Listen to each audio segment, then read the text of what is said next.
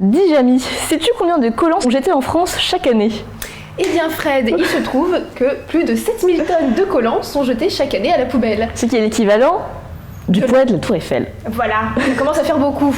Aurore et Laetitia se sont lancés un défi, créer les premiers collants recyclés de France. On a fait nos premières expériences professionnelles dans le monde de la mode et du luxe et on s'est dit si vraiment on veut apporter un changement, quelque chose qui va aller vite parce qu'aujourd'hui c'est ce dont on a besoin, il faut qu'on crée quelque chose nous-mêmes. Aujourd'hui, est-ce qu'il y a vraiment beaucoup de gens qui sont prêts à se lever tous les matins pour aller faire un travail et rentrer chez eux en se disant mais qu'est-ce que j'ai vraiment fait aujourd'hui, qu'est-ce que j'ai vraiment apporté ? Est-ce que je suis fière de ce que je fais ? Et puis il y a aussi vraiment une composante effectivement de génération. Nous on a 25-26 ans, on est une génération, on a grandi avec toutes les alertes au niveau du climat, de l'environnement. C'est quelque chose en fait que l'on voit depuis qu'on est petite. Et on se dit mais pourquoi en fait ça bouge pas plus vite ? Et en fait on est juste parti de l'expérience d'un peu de tout le monde, c'est-à-dire qu'aujourd'hui on essaye un peu tous de s'habiller en respectant la planète et en tant que femme arrive l'hiver et on essaye de mettre des collants et là on se rend compte en fait qu'il y a un petit souci là-dessus, donc on est simplement parti en fait de notre vécu. Voilà. Et ensuite, on a trouvé les chiffres et on a trouvé ça aberrant qu'il n'y ait pas de solution existante en France. Lorsqu'on commence sur le marché du travail et que l'on se rend compte de la réalité qu'il y a une volonté, mais c'est un peu englué, ça va doucement, c'est compliqué. On a assez rapidement en fait envie de prendre les choses en main et d'y aller. Et c'est pas pour autant que c'est plus facile parce qu'il y a beaucoup d'obstacles, autant au niveau du développement que de bien tout vérifier et d'avoir les yeux et les oreilles partout. Et puis en plus, quand on est deux jeunes femmes, on se met aussi parfois des obstacles parce qu'on est deux jeunes femmes. Parce qu'on est deux jeunes femmes et qu'on a du mal à se dire qu'on a l'ambition d'eux. Mais en tout cas, il y a la volonté qui est derrière et je pense que c'est quand même effectivement assez propre aussi à notre génération. Ces collants coûtent entre 24 et 27 € et sont fabriqués à base de déchets textiles. La mode est l'une des industries les plus polluantes au monde. Les collants, c'était un peu comme par exemple les emballages alimentaires, c'était devenu un produit qui était à usage unique et c'était normal. Les personnes qui portent des collants, c'était un peu résignées en fait à ça, au fait que j'achète mon collant pas cher parce que je sais qu'il va me durer une fois, 2 fois maximum et c'est pas grave, j'en rachèterai.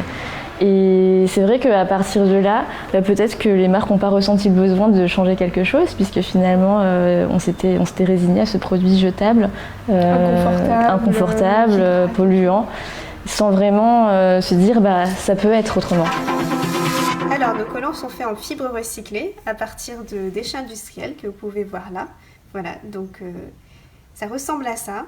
Avant, c'était des déchets qui n'étaient pas utilisés parce qu'ils ne pouvaient pas être recyclés. Et aujourd'hui, il y a la technologie en fait pour les récupérer et les refondre dans de petites billes comme ça qui vont être réutilisées en fait pour refaire du fil nouveau. Et c'est avec ça en fait que l'on fait nos collants. À l'origine, ces billes-là, c'est des déchets textiles d'une usine italienne. Donc ce sont toutes les chutes de bobines par exemple qui sont récupérées, qui avant étaient brûlées ou enfouies. La transformation en collant se fait ensuite à quelques kilomètres de là, dans l'une des seules usines en Europe qui permet pour l'instant de faire les collants d'Aurore et Laetitia. Voici la bobine et c'est le fil qui va être mis sur la machine juste après. Voilà. Les billes sont fondues pour créer des fils qui sont ensuite tricotés pour devenir des collants. Et donc là on va vous montrer avant à quoi ressemblent les collants, parce qu'ils sont blancs avant d'être peints en fait. Donc vous pouvez voir, ils ressemblent à ça, nos collants avant d'être peints, tout blanc. Donc là c'est nos collants qui sont en train de passer par la dernière étape qui va permettre en fait de fixer à la fois la forme, la taille, la couleur et ça va être juste avant le pliage et l'emballage. Le fait d'utiliser de la matière recyclée, ça nous permet déjà de réduire notre dépendance aux hydrocarbures parce que le polyamide qui est utilisé pour faire le collant, c'est de la matière synthétique. Ça nous permet aussi d'économiser énormément d'eau et d'émettre beaucoup moins de gaz carbonique. Aurore et Laetitia réfléchissent maintenant à recycler les collants usés qu'elles fabriquent. Ils pourraient par exemple devenir des éponges, des accessoires à cheveux ou des chiffons. Aujourd'hui, généralement, les 104 millions de collants jetés chaque année en France finissent incinérés. Leurs collants coûtent en moyenne 3 fois plus cher que ceux de la grande distribution. Laetitia nous explique pourquoi. Aujourd'hui, on a 2 produits. On a un collant léger qui est presque transparent sur la jambe et un collant beaucoup plus épais qui est opaque mais pas trop. On les vend à 24 et 27 euros. Pourquoi ces prix-là? Tout simplement parce qu'on a réuni les meilleures techniques qui sont disponibles aujourd'hui pour faire le collant le plus idéal possible. Et donc pour ça, on a déjà une matière recyclée. Et il faut savoir que les matières recyclées sont des matières innovantes et donc plus coûteuses. Et puis ensuite, on a une fabrication européenne en Italie, donc avec un partenaire qui est reconnu pour son savoir-faire et la qualité de sa fabrication.